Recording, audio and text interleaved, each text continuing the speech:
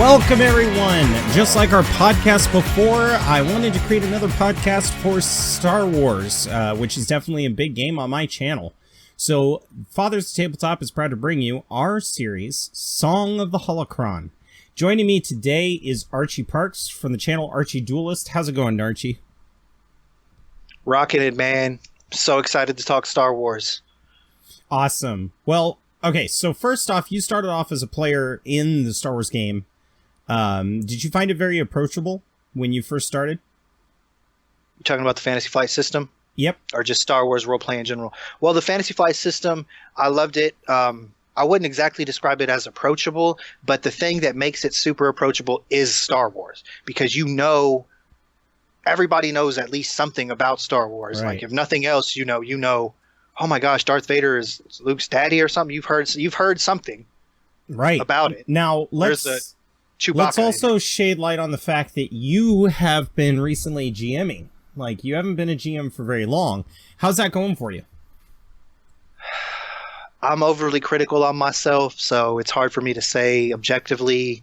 I feel like I'm not doing very well, but I judge myself to a very high standard because I play with really quality game masters, and I try to hold myself to their standard, which is probably not correct. You should really only judge yourself based on yourself, you know, but I'm trying, man. I'm going to keep putting in the work, keep trying to excel and get better. Did you make find great games for people to enjoy. Did you find the same thing that drew you as a player to Fantasy Flight games is the same thing that drew you there as a GM? Like the fact that it was Star Wars, did it just feel like that made it easier to grasp? No, actually, it's weird that you asked the question in that way, because it wasn't that. It was the exact opposite. It was the no answer to the previous question. It was the system that makes me keep coming back to FFG Star Wars, man. The narrative dice, the way that sort of anything can happen. That's what drew me to tabletop in the first place. I played video games as a kid, and you know, I loved them. I still love video games. I play them all the time. But the fact that you can only do what somebody programmed for you to do in a video game, in my mind, is the best thing and the worst thing about video games. And that highlights so strongly what is the best thing about tabletop role playing. Whatever your imagination can come up with, basically, you can do that. You know, as long as it is cool with the GM and the table, your imagination can come to life. And the FFG, the dice system that they use, facilitates that in a way that I feel like is really magical. I absolutely agree. For me, what drew me to Star Wars as a kid, I played the West End Games one. My dad introduced me to it. It was that he wanted to get me introduced into role-playing, and we played games like Hero Quest and stuff. But I wasn't quite at the interest of Lord of the Rings and Dungeons and Dragons that he would have hoped. I was more into Star Wars from a very young age. So he dusted off his books that he had for 3 years and decided to run a game through me. And I think it was Star Wars that drew me to it. It wasn't just the fact of role-playing a game. It was the fact that I could be one of those characters. As a GM, it's not the same thing that pulls me to it. Star Wars, for me, I find restricting in a way, but also intimidating. Because there is a set canon, there is a set lore, and if you don't know enough, you feel like you're going to be letting people down as a GM. Hang on, one of the cats scratching on the door. So, you know, you could feel kind of intimidated by the setting of Star Wars, even though there's lots of pulp for you to pull from. I feel that with Dungeons and Dragons, you could pretty much take the plot anywhere you want to go, and the players are on board. But with Star Wars, once the plot gets really weird, I think you have a really valid point there. I mean, you can take generic fantasy and do whatever you want with it within generic fantasy. There's certain things you have to have in Star Wars to make it Star Wars, and people can feel that is a little bit of a barrier to entry or restrictive in certain ways. But if you try to look at it in a little bit more positive light, that just does your work for you. That just gives you flavor nuggets and things that you can use as a launching off point to find the things that you and your players enjoy most that you can bring into the game, and the things that you can put over as a game master and really sell to your players that they'll buy into. Like, yeah, that was awesome. I agree 100%. Now, the narrative system of Edge of the Empire is definitely what makes it unique compared to West End Games, the D6 system. All systems, really. Right. It's Actually, honestly, yeah. It gives a different ability to the game, and that's the narrative dice and their function, and how even if you don't succeed or fail, something can still happen in your benefit or to your despair. And I think that's what we should do for our segment, War Room. Let the battle begin. Let the battle begin. I think we should talk about narrative dice. Now, narrative dice is one of those hot topics in role-playing groups. No matter where you go, everybody's got different opinions on how they work. Everybody's got different strategies on implementing. It's kind of like inspiration with 5th edition.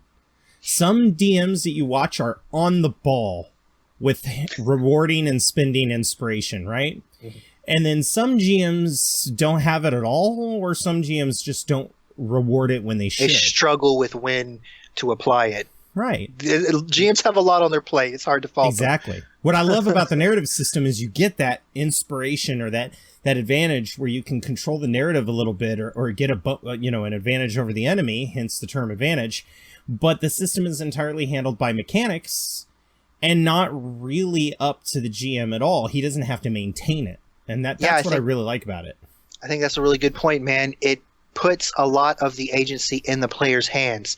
So that can be daunting for a GM who's used to a lot of control and where he takes his story and where he's running his adventures. But it also, if you try to look at it in a more positive light, takes work off your shoulders, man. It lets you come together with the players to mold something that everybody has ownership of. Exactly. Now let's talk the mechanics of advantage and disadvantage and why some people have such a hard time wrapping their head around the concept. The first thing I want to talk about is now mechanically, right? According to the game, and I've seen a lot of GMs, role play this out differently, but according to the game, one advantage allows you to notice a single important thing in an ongoing conflict, such as the location of blast doors, control panel, or a weak point on an attack speeder, right? That's kind of the narrative advantage that they have. But mechanically, 2 advantage, 3 advantage, 4 advantage, so on, they do not have any change in narrative. If you want to change one tiny little thing about the narrative, you spin an advantage. If you want to change something huge, you get a triumph, where you can change something vital, such as shooting the controls of the nearby blast doors to shut them. That's the mechanical sense. So the mechanical sense dictates that one advantage allows you to notice the control panel that controls the doors, but you still have to aim and shoot at it. Whereas a triumph, you can notice it and shoot it. But what I've noticed about Theater of the Mind games especially is that people think triumphs should mean more. They should have more of a plot-changing effect or more of a scene-changing effect. Some of the triumphs I've seen, things that people come up with is crazy. And there also seems to be a desire for a way to kind of like, what would you like to do with the 3 advantage? Well, can I say a really awesome thing happens to us? Not on a triumphant level, but something better than just a normal advantage would. And some GMs do that. I'll even do that. If somebody asks me, hey, could I do this with my advantage? Could I just say this happens? I'll say, you know what? No, normally I'm pretty big on that. I'll work with you. Yeah, normally that's a little too big for an advantage, but you did roll 6 advantage. So if you're willing to give me all 6 of those advantage, I'll let that happen. But I'll never let something triumph level. So that's kind of what I want to talk about today. That's true. What's the scale, right? So let's go through advantages first. In your mind, when you play, what does one advantage... Give me an example of what one advantage would do for you in one of your games, if you could come up with a scenario.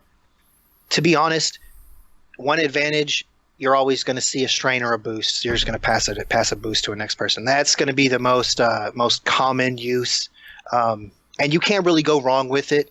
And the thing is, it'll keep the game moving. You just go with that. Now, if you have a scene that's set up well or a scene that's lacking a good setup, hey, take advantage. Do the console thing. You notice the guy's weaponry belt, his shoes untied. Anything.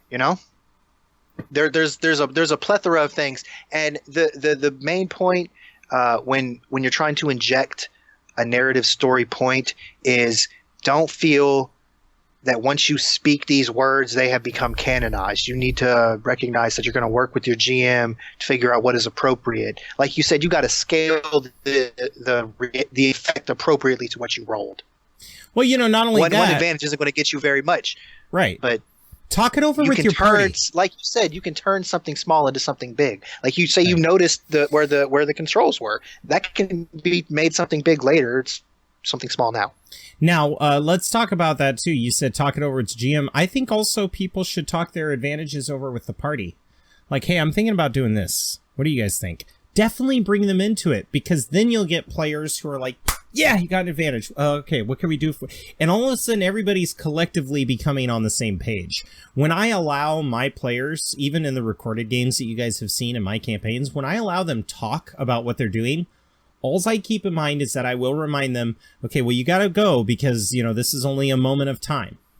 Yeah. But as for, them just wanting to talk over strategies or what should I use this on? I absolutely don't mind. Yeah. I've had people in my games go, guys, I'm stumped. I don't know a triumph.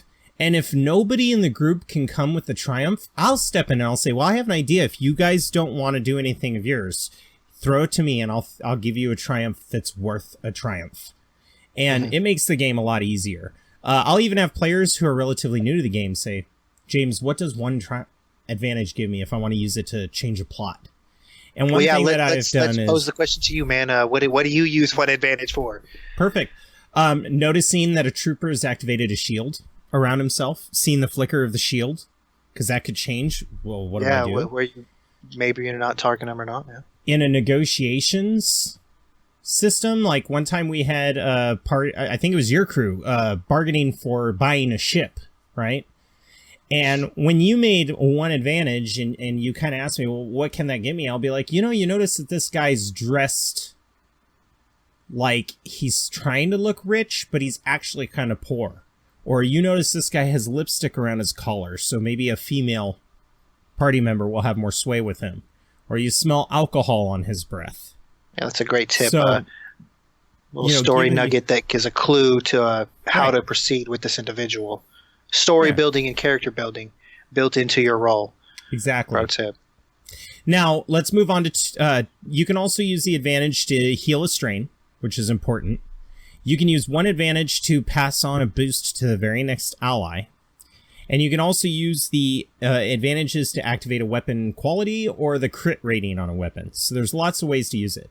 If your weapon has a crit of 3 and you rolled 5 advantage, mix and match. Crit your weapon, pass the advantage on to the next guy, and then use your advantage to notice something insignificant but good. Do all 3, I don't care. That's why it's there. Because then if you miss, if you got no successes and no threats, but you've got 5 advantage to work with and you want to break it up, man. Let's make your turn mean something. That really brings to mind the true chaos of a battlefield. A lot of things can happen in a quick span of time, and that really illustrates it. That's one thing I love about it, is how you can succeed and something good can happen, or you can, not succeed. It's breaks up. There's this duality of what occurs for every role. It's very interesting. So let's move on to 2 advantage. Now, 2 advantage allows you to use an immediate maneuver that will not cost you, that doesn't exceed 2, right? So you can't go more than 2 maneuvers in the game. You can perform an immediate maneuver per turn, and that way you don't take strain when you decide to take your second move. You can also add threat to a targeted creature's next check with 2, or you could add an advantage to a specific character, including yourself. So instead of just saying, oh, the next guy, you can go, I know that you want to go last, right, Wiki? Yeah, well, I'm sending a boost your way because I think you got a good plan. Allows for communication. Oh, I'm sorry, brother. Go ahead. Oh, that's right. It just allows for proper communication. Like, it encourages party members to go, I don't just have to pass it to the next guy. We could all roll advantage and all give it to the Wookiee, so that when the Wookiee does go, his attack has no chance of failure. And it puts a strategy to the game that even if you're not playing on a map, you can utilize. That's a good tip. I like the way you describe to use it strategically. that can really come out in the story as well. Another thing I'd like to point out when we're coming over these mechanics is you got to think of what a maneuver can be used for. It's not just moving your character from this spot to this spot. You could pick up a weapon that your ally has disarmed from someone. You could remove you could holster your own weapon and draw your grenades. You know, there's a plethora of options available to you for that free maneuver. And another thing is, I feel like a lot of players when they play the game forget that it actually is two advantages to give the setback. They think it has the same as the boost. So I agree. To remember now, that. The other interesting thing about when you say immediate free maneuver, let's talk about that more. I also consider interacting with simple items a maneuver. Right. So if you wanted to lock the doors, you could spend 2 advantages to start shutting the doors behind them and then shoot. It requires no computers check. It's something really simple. Or one time I had a guy, they put their guns under the desk, right? And they held their hands behind their backs in respect. And they're like, oh, hi, sir. And this cop comes in and they're looking for people who are selling illegal weapons. And they just happen to buy some from the seller. So they have the weapons hiding under the desk. And then I made mention, because somebody had a bunch of advantages, that he's kind of eyeballing under the desk as he's approaching. So the guy rolled basically a check to lie to the guy, right? And he used 2 of the advantage to use a maneuver to kick the guns out from under the desk and slide them under the table that they already searched. And that's how he used his maneuver. I was like, brilliant. Now, as far as 2 advantages, now I allow people to spend the 2 advantages on something narrative as well. I will allow that. That's my own house rule. And I will allow you to do something a little more significant. Or if you don't know, be like, James, I want to notice something about this battlefield for 2 advantage. I could be like, oh, okay. Well, not only do you notice that there's an ATST outside, so if you guys run out there, you're jumped, but you also notice that the crew on top is having lunch. So they won't get to react the exact round that you guys leave the building. Give it a little more juice than just, well, for 1 advantage, you notice that there's a ATST outside waiting for you. But then for 2, it's like you realize they're not ready. Yeah, I think a good distinction to make at this point would be to say, you know, think of the two advantage tier as that maneuver tier. So stuff that doesn't take a roll, right. You know, and then simple stuff. The 3 advantage, you know, you can negate defenses bonuses on an enemy. You can ignore penalizing environmental rules. So if you're hip deep in water, you could be like, you know, just running right through it. When dealing damage, have the attack disable the opponent, like stun. Well, a lot of weapons use that 3 advantage to trigger an effect. You can also gain +1 melee or ranged defense until the end of your active character's next turn. So you could basically shoot, right? And if you get 3 advantage, you could say that not only are you undercover, but you also pull aside a piece of metal that gives you a little more protection. So that's 2 setback. And then, because it gives you a ranged defense. And then force the target to drop a melee or ranged weapon it's wielding. So like shooting the blaster out of their hands. You know, you could disarm. Now for 3 advantage, I do allow an even better change of narrative. You know, I would say that in the instance of our ATST, that you notice that they're having lunch, you notice the ATST is out there, and you also notice it's standing on a door for what looks like a lift that leads to the motor pool down underground. So then, if you can find the controls for that door, you could be like, boop, and watch them go, ah! You know, that's the kind of stuff. What would you do with 3 advantage, story narrative-wise? Yeah, so I think the 3 advantage tier is about where I would start equating it to triumph level stuff. So at this point, if you're wanting to put in narrative stuff, I'm going to give you a little bit more leeway. You get a little bit more freedom to make game-changing choices. I liked your idea about the trap door. Yeah. I'm big into environmental effects or things that appear in the environment.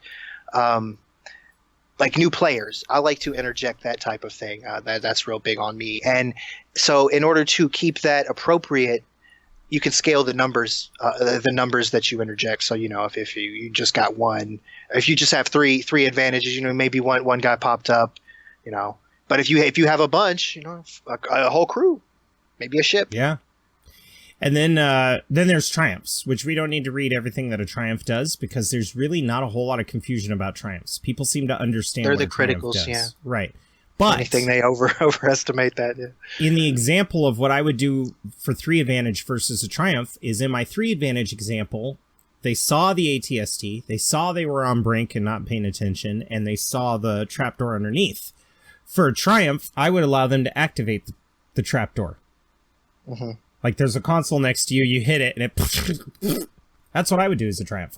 I kind of look at it as escalating the scene, and I think to myself, every time there's a scene, what would they notice with 1, what would they notice with 2, 3, and then a triumph?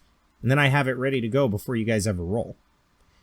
Now, when there's 4 or 5 triumphs everywhere, and the story's getting crazy weird, I can't really give you advice on that. You can't keep up, yeah. But now let's go from a GM's perspective, because threats are the same way. To you, Archie, if you were going to use the threat to describe some narrative against the players, what would it be?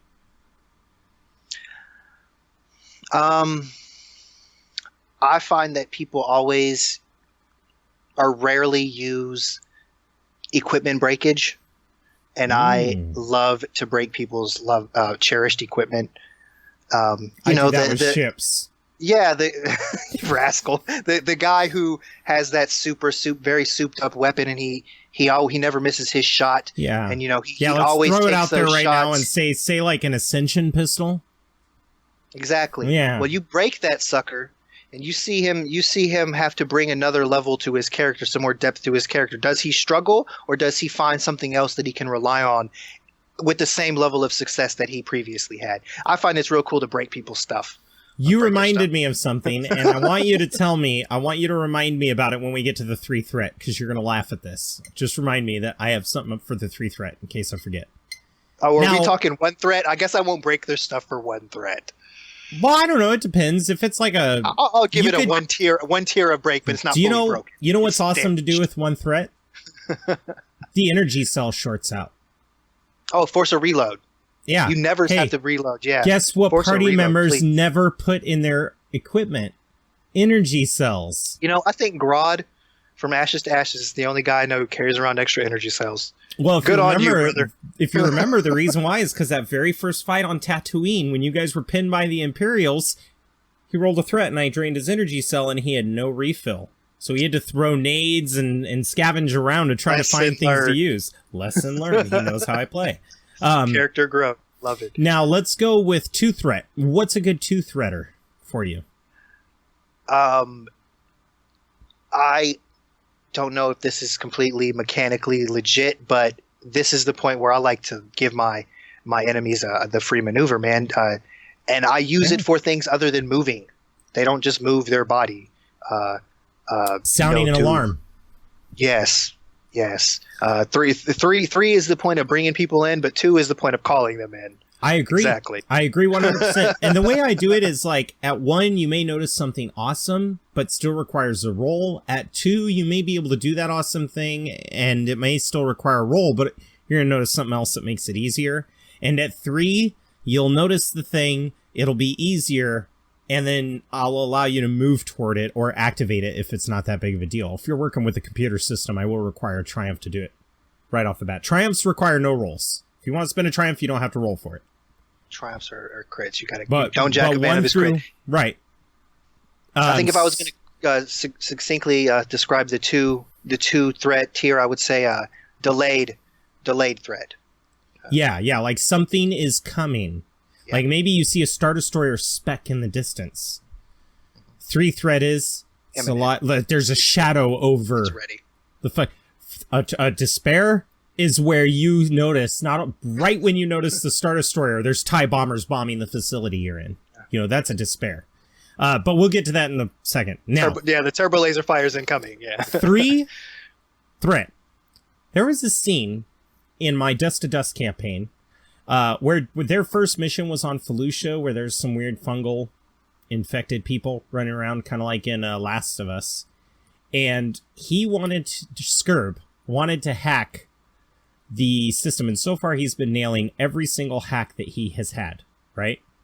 And they break into the senator's office to hack it for information against the Moff. not realizing that a senator is going to have some sort of defense on his computer. He's a senator, you know? And it ended up frying his... Oh, the data pad slicer. incident. Right. It Yes, ended up frying his slider. tools, You know it well. You saw I've what seen it did to him. Yes, He it was had a mental ongoing. breakdown. It lasted multiple episodes. He was worried about that. And I was trying to explain to him that he could fix it. He just has to get the parts. But he was devastated. And then unfortunately he had this big family camping trip and stuff. He had a really busy summer and wasn't able to fix it. So we made fun of his character and just had him like in his room locked up, having like a seance with it and a memorial service with his data pad, trying to recover the information like feverishly on a less powerful system. And then on a triumph, we'll go ahead and just, another 3 to spare that I would do. I would say a 3 to spare is where I would break a weapon or you would drop it.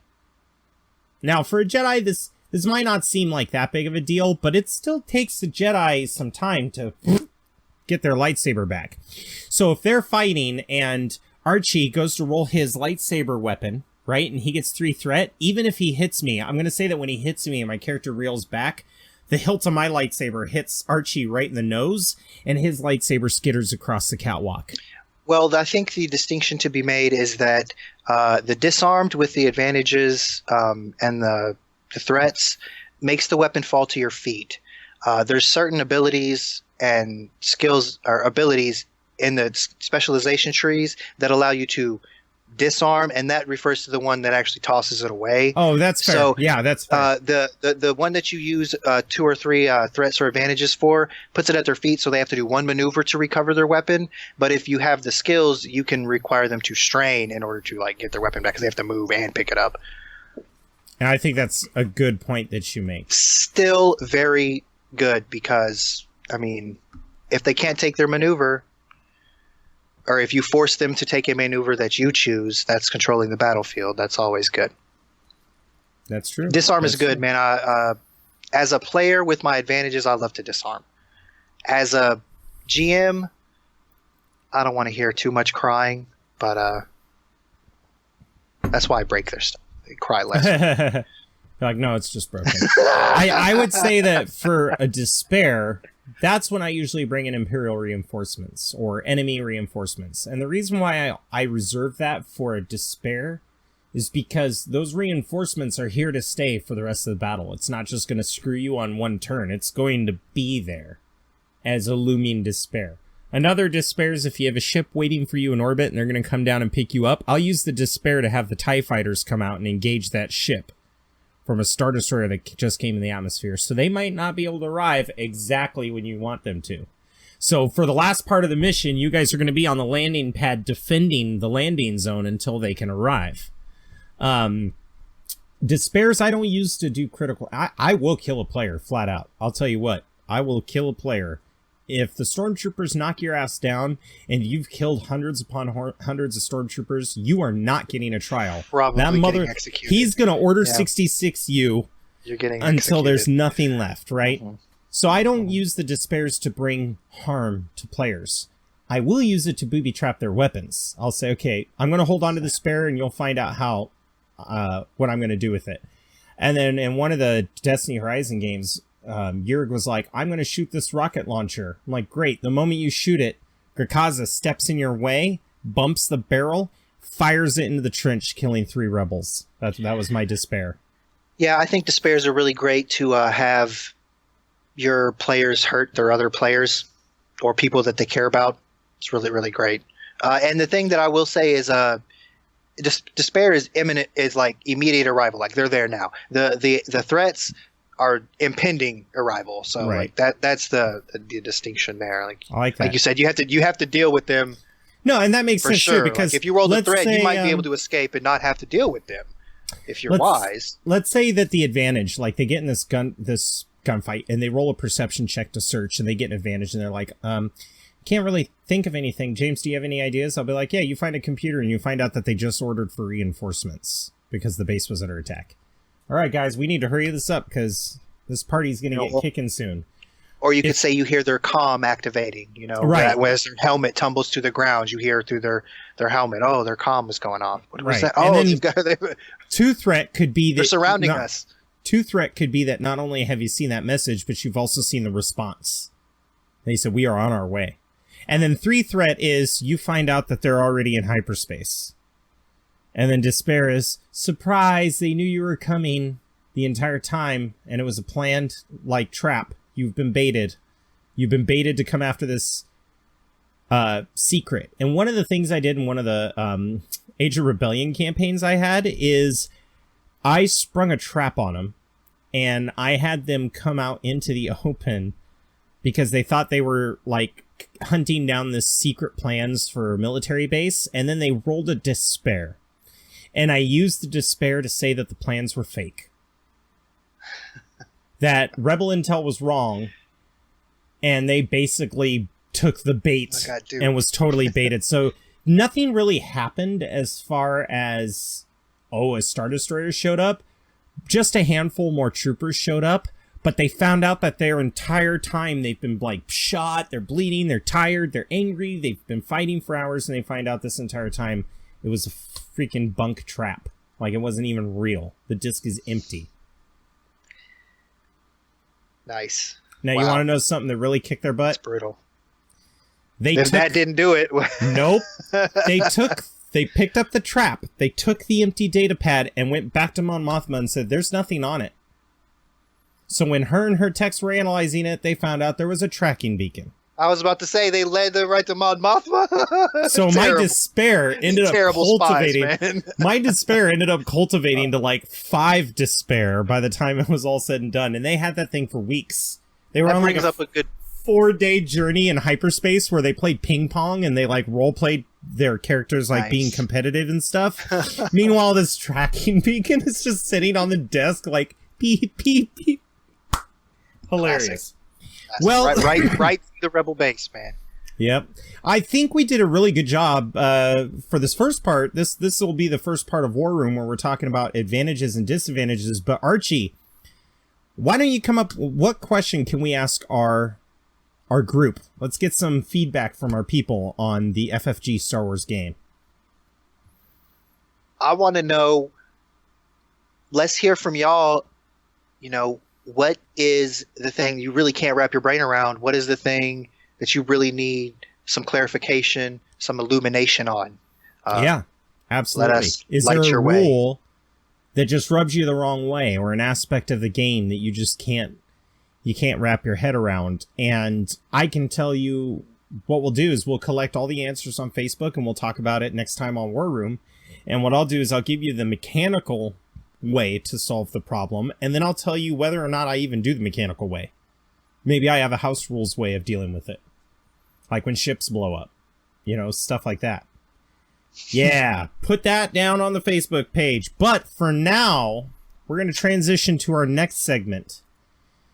This is an exciting year for Star Wars because we have The Last Jedi coming out. We get to see Luke kick some butt. Maybe. Ignite the green. Ignite the green. That's good. Hashtag ignite the green. Comment that right now. Hashtag ignite the green. Everybody in the podcast world out there, just roll down your window in your car if you're driving and scream out. Tag Mark Hamill. Hashtag ignite the green. Tag J.J. Abrams. Put a picture of his unlit lightsaber. Just tag them all. Tag everyone. Yes. Everyone. Kathleen Kennedy. Tag them all. Tag them all. Mickey Mouse. I want Mickey Mouse to go open up his Twitter and be like, I wonder what Goofy's saying. And be like, ignite the green.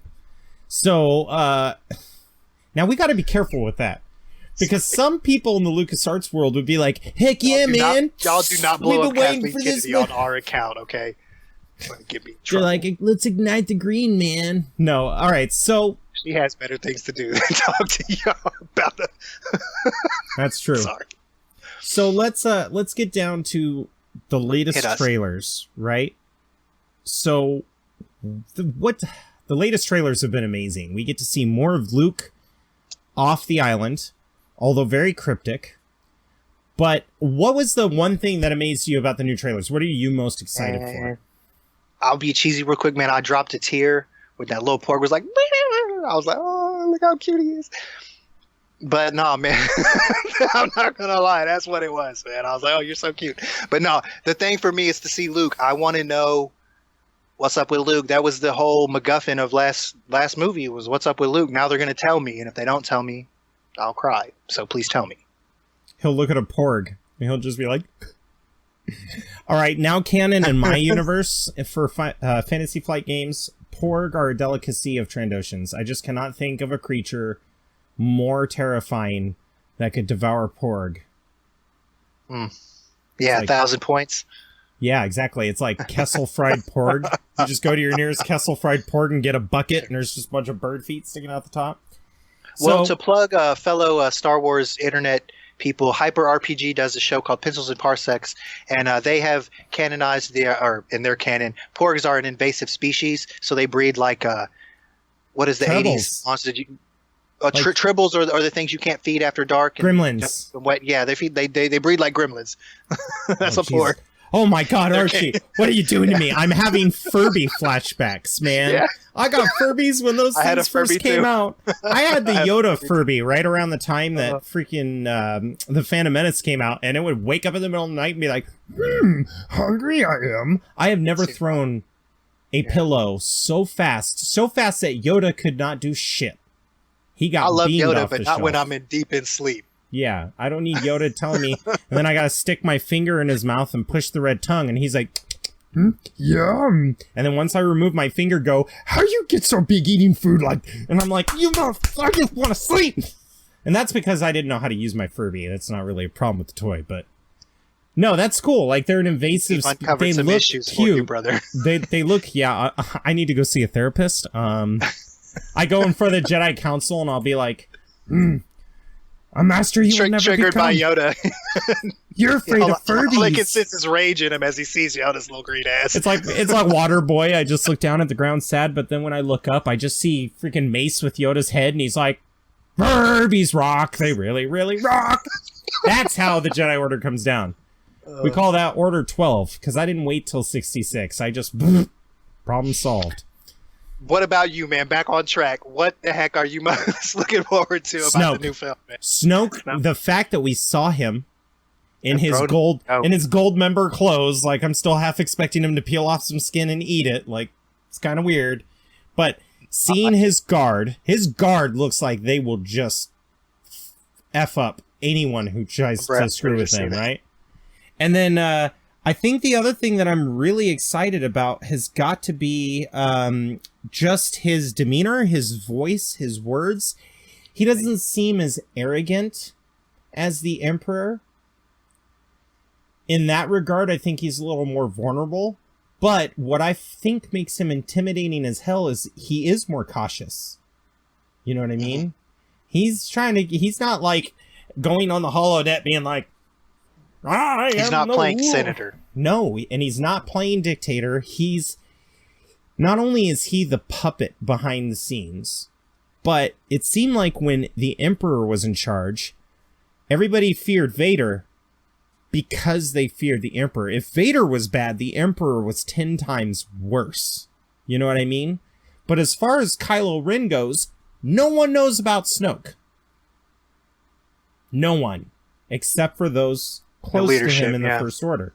Not even the New Republic. I mean, honestly, if you went the leadership of the First Order, right? But my point is, if you went back to to the Resistance in Force Awakens, you're like, oh my God, it's Snoke. You'd be like, what are you talking about? You know, it wasn't until Han Solo was speaking with his son that Han Solo was like, I knew it. I knew someone was behind this. I knew it wasn't just you. And then turned into a Harrison Ford shish kebab.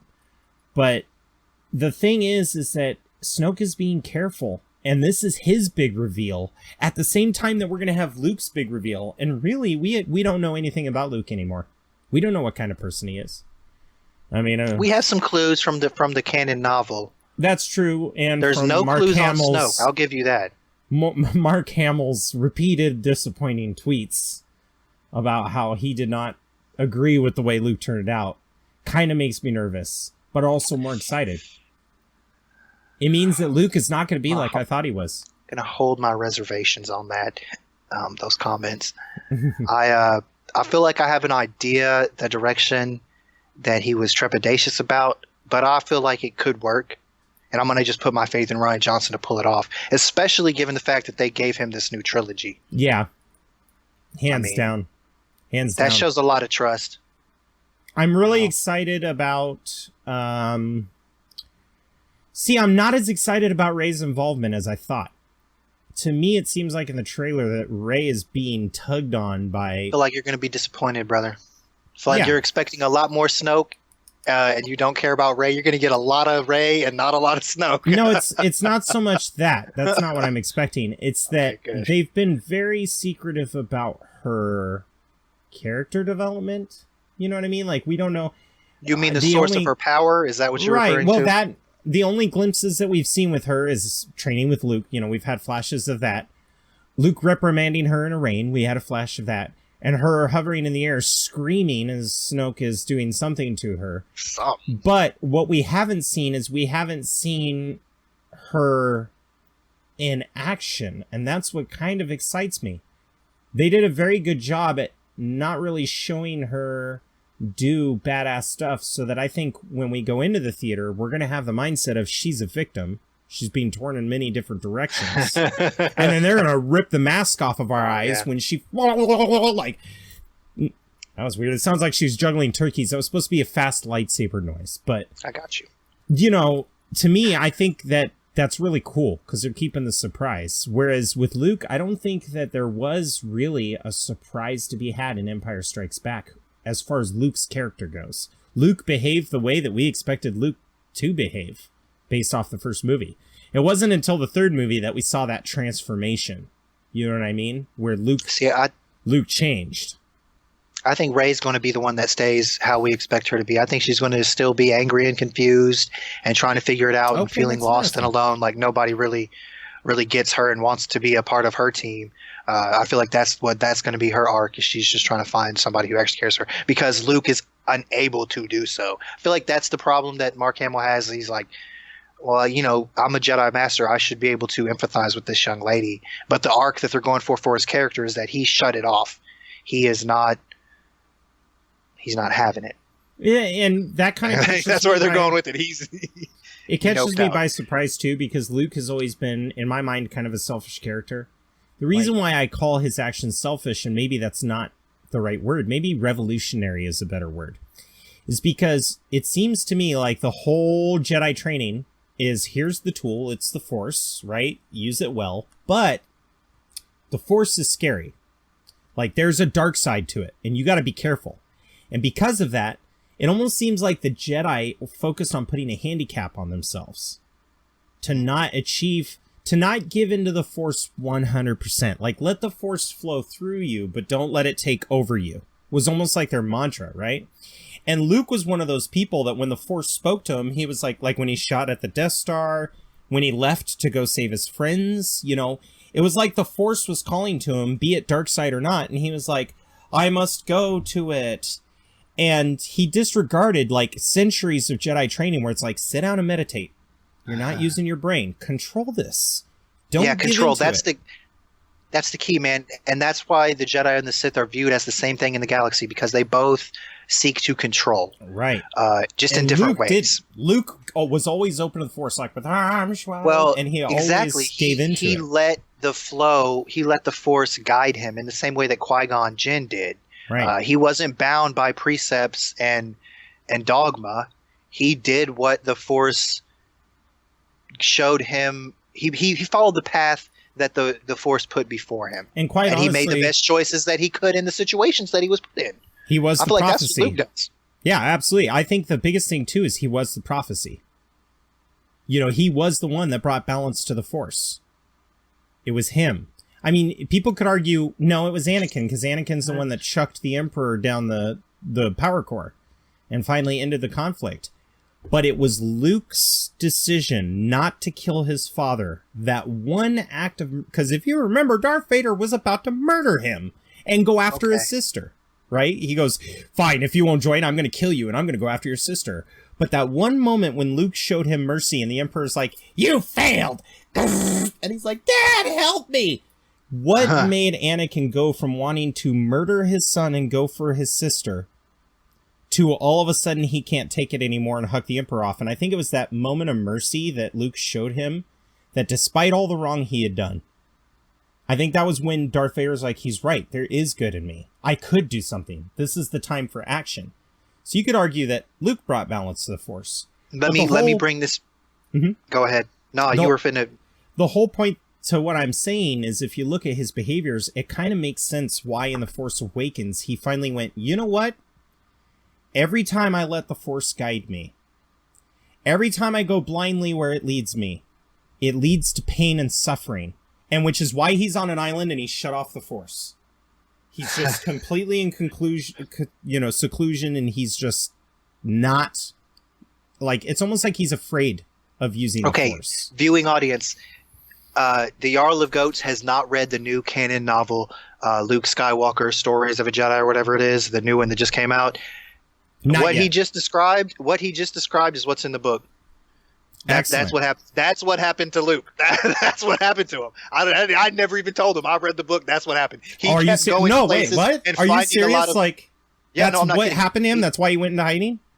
Well, no, technically, but the stories in that book show a Luke finding himself into situations where terrible shit is going down, and he's being forced to help people in these situations, to be the paragon that is a Jedi in those situations. So I could see that. I could see your point is valid in the new canon, man. That's legit. That is. And Rey handles it differently, which is what we were talking about. Like, Rey does not do the Luke Skywalker thing. Man, I had a point, but it left my mind because you blew my mind with your wicked insight there. You blew it right away. So we were talking about how Rey, she wears everything on the outside. She's not as insightful as Luke, and she kind of. Oh, okay, yeah. The chosen one. Okay. Mm-hmm. I think that as much as if I had to pick one person to be the chosen one, it would be Anakin, because that was proven in the Clone Wars when he went to Mortis, blah, blah, blah, whatever. Maybe you haven't seen the cartoon, so you don't count that. No big deal. Yeah. But I think the idea that the Skywalkers, like as a whole, because Kylo is technically Skywalker blood, but his name is Solo. He's not a Skywalker. He is Skywalker blood. He's not a Skywalker. Right. The Skywalkers, the three Skywalkers, are the chosen ones, because Leia is still kicking it, and since Luke has turned his back on doing the right thing and helping these young Force users, I think Leia is going to be the one to set him straight in this video, and basically absolve him of his guilt with the whole Kylo situation. Be like, look, man, I know you did what you could. It's not like you purposefully set out to cause my son these troubles. And there's other kids that you can still help in the same way that Leia has made it her life goal to help the galaxy and set these wrongs right that she didn't even know her father had perpetrated until she had already set herself upon that path.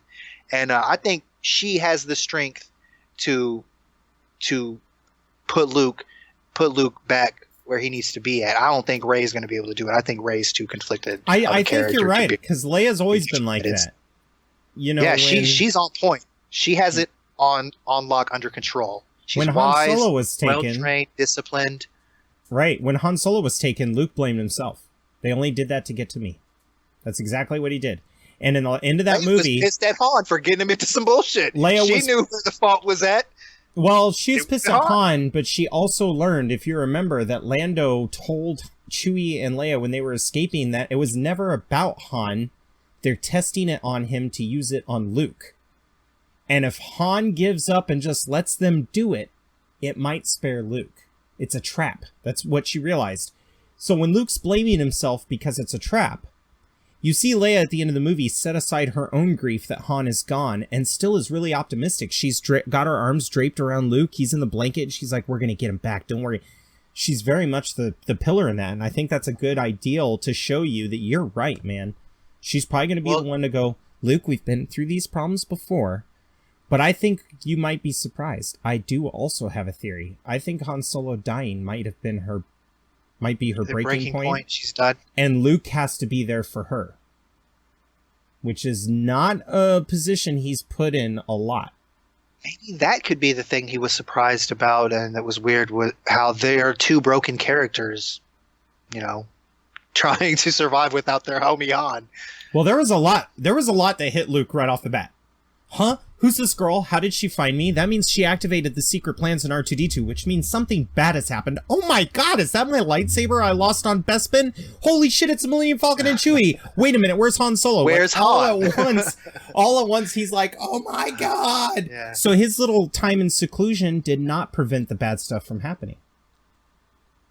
And I think that's why he's like, I gotta come back and I gotta help you out because you don't know what you're doing. Now, as far as Kylo goes, and this will be the last thing that we talk about on this, when I'm excited about the trailers, is when I watch Force Awakens, I watched it 3 times after I got the Blu-ray, and I was looking at it. And in a way, I almost saw the conversation between him and his dad pour out differently.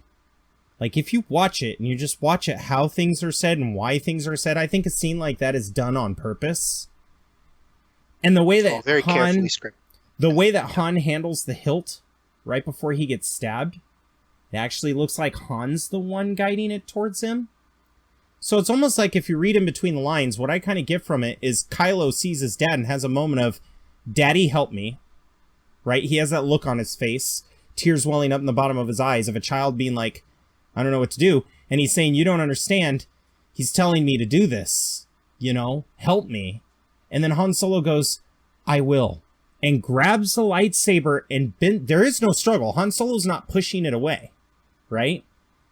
And then he says, thank you, boom, and kills him and then drops him into a pit. To me, I watched that scene over and over again and I'm like, man, Han Solo's always gotten a bad feeling about this. So why was he fighting all of his instincts to actually help his son out?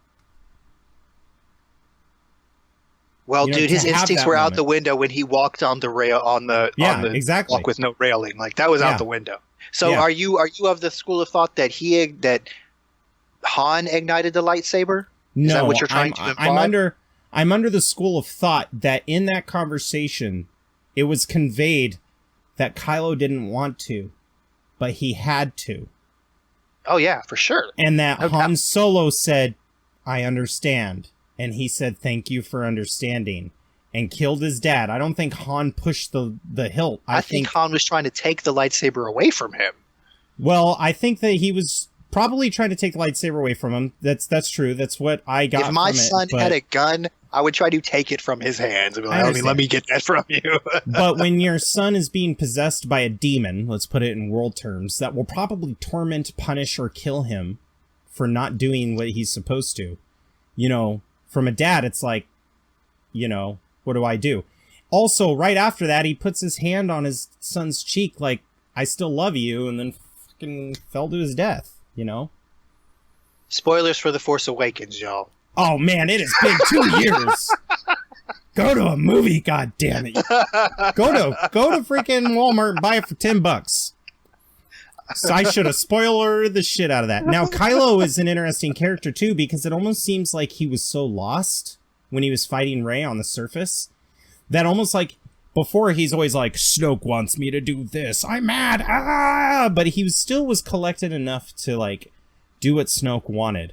But it seemed like right after he killed his dad is where he totally gets derailed and it just becomes Kylo going, yeah, I want to punish you. And there's no guidance from Snoke in that instance whatsoever. And he gets his ass kicked by an amateur who's never been trained. I was pretty worried about. They're going to have to put in some work in the new film to justify that. Unless he withheld. He was injured, you know, bowcaster shot, whatever. Yeah, I know. I agree, but whatever. I love that. But actually, the thing that gives me heart for that is that he was never actually in any danger from Finn. He was toying with Finn completely. If you watch the exchange between the two of them, as soon as Finn landed one little grazing blow on him, he was like, "Nah," and he smacked him down. Yeah, quick. I call it the anime reflex. He was bodying Rey at the start of the fight. He was bodying her real hard. And the only thing that she really defeated him on easily was grabbing the lightsaber. She got the weapon, which she had to hit for story purposes. But then after she had connection and reached out and you know gave herself over to the Force, that's when she whooped his ass. I think the reason why he was so aggressive against her is because she fucking got in his head when she was a prisoner and escaped. Well, and he was played pissed. Battlefront, right? Yeah.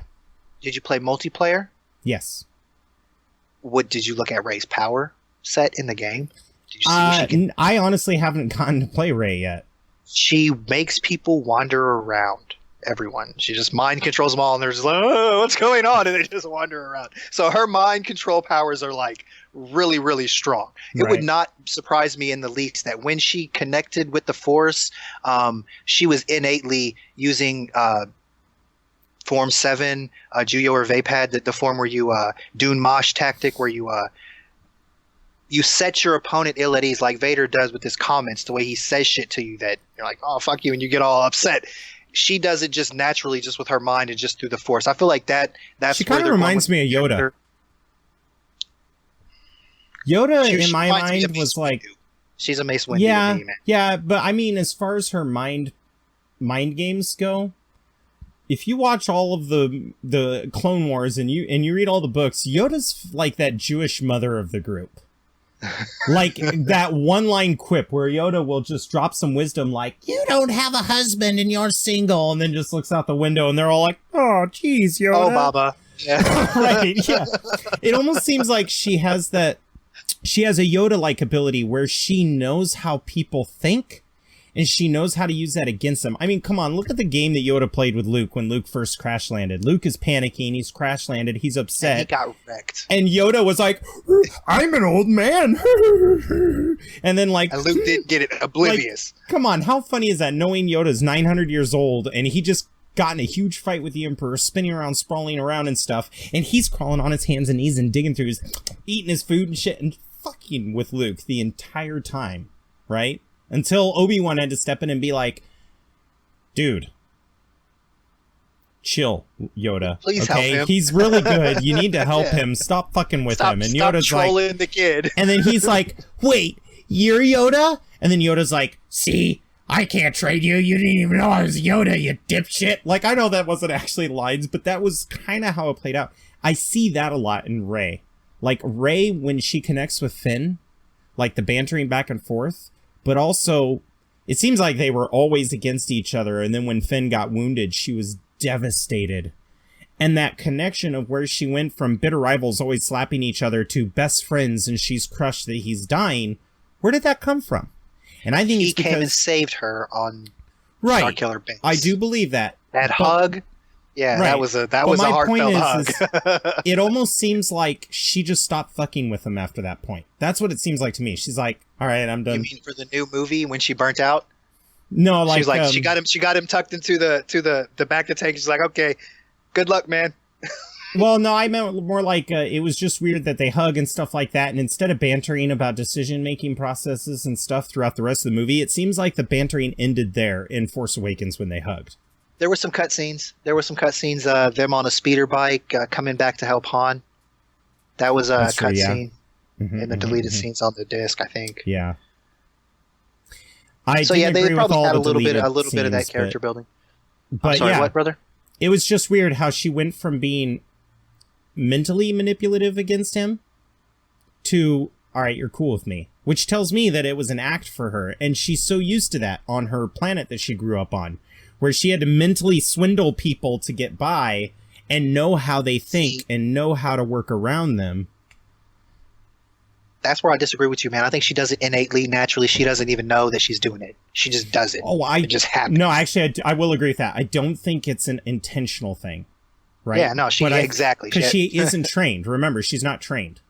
So for her, it's an impulse. Well, not only that, but I think she's good at heart. I think she's just been through so much shit that she's going to struggle a lot with being what it is to be like a light side Force user in the galaxy as we wrap up, let's talk about the title The Last Jedi and what it means to you. Why The Last Jedi? Okay, so taking it to the EU with Luke's New Order, I feel like they're going in the same direction. There's going to be Jedi. They're just not going to be called that. because in the past, the Jedi and Sith dichotomy was bad for the galaxy. So we're just going to be Force users now. Which makes sense. That's kind of like Axis and Allies. If two governments took over the world, or two big teams, Team A and Team B, were made in the world, that would still insinuate that at some point there will be war. Exactly. Because you have two separate sides. Yeah. And I agree with that. That's actually my inspiration behind it. I think that Luke is going to pass the torch on. I think he is the last Jedi. And that whatever Rey is going to become is something better. Now, let's go to a Facebook question before we sign off. And the question that I have for all you guys for our HoloNet segment is the new trilogy. Who's excited about the new trilogy coming out? And if you haven't heard, the new trilogy has nothing to do with the Skywalker line. It's in the same universe. It's going to be on the outskirts of the galaxy from the sounds of it. What are your theories on what it's going to be? Is it going to go back in the past like Rogue One? Or is it going to continue on this point of the New Republic? And I'd like to see what they talk about, and then we'll come up with our responses in the next episode. So comment down below. Remember, we want to comment from you about the War Room, where we talked about FFG Star Wars, and we want to comment from you about this as we talk about the new trilogy. We're super excited. Archie, why don't we get a shout out from you? Are you working on any projects? And tell us where we can find you on the interwebs. After the start of the new year, I will be beginning a Fantasy Flight Star Wars game, Force and Destiny based, but it will include players. I mean, you'll be able to pick any character from any book. So look forward to that on my channel. If you're interested in learning more about how I perceive the Force and how to portray a character who perceives the Force, check out my channel, please. I'll have some videos up there that go over role-playing those characters and really getting into the mindset of a Force user, because that's something I really like to think about. I think that's really cool. Archie Duelist. Archie Check me out Duelist, on the everybody. YouTubes. And then we're going to go ahead and see Archie in our Ashes to Ashes campaign in the following month of December. Now, due to Thanksgiving, I've been very busy with moving and family obligations, so I know that the output on my channel slowed for the last week and a half. But coming down the tunnel, I've got 2 Destiny Horizon campaigns that are going to be posting, 2 episodes worth. I've got an episode of Ashes to Ashes, an episode of Dust to Dust, and an episode of my Stars Without Numbers campaign that's going to be premiering. And you should all see that right after Thanksgiving. And you could definitely catch me on Facebook, Twitter, or even the Fathers of Tabletop page if you want to just drop by for a chat. But I'm excited to answer these questions. I want to see what people think. Please. Yes. I want to see their theories on the next trilogy, and we definitely want to hear about, their perception of the mechanics of the Star Wars Fantasy Flight games. So help us help you. Absolutely. If there's anything you guys want to talk about, comment on the post below. Even in the podcast, there's room to comments. Leave a like. Please give us a review. The more likes and reviews that we get all across the board, YouTube, iTunes, Podbean, SoundCloud, wherever you happen to be, it all helps our podcast on awareness and the Fathers of Tabletop Facebook group itself. Juice and I love making content for it. I want to do more tutorials. I know Archie and we want to do more Song of the Holocron, but seeing all those likes and reviews, and if we can get this to be big and get a bunch of views on it, then I would like to do it more frequently. I want to even invite guests. I want to invite guests from Facebook groups that run games, guests that we've gamed with.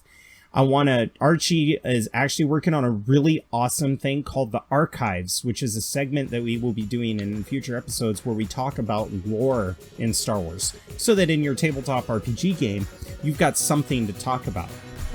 We might talk about a planet and its species and their cultures. We might be talking about the Jedi in particular, like here's some lore to help you run an Old Republic game.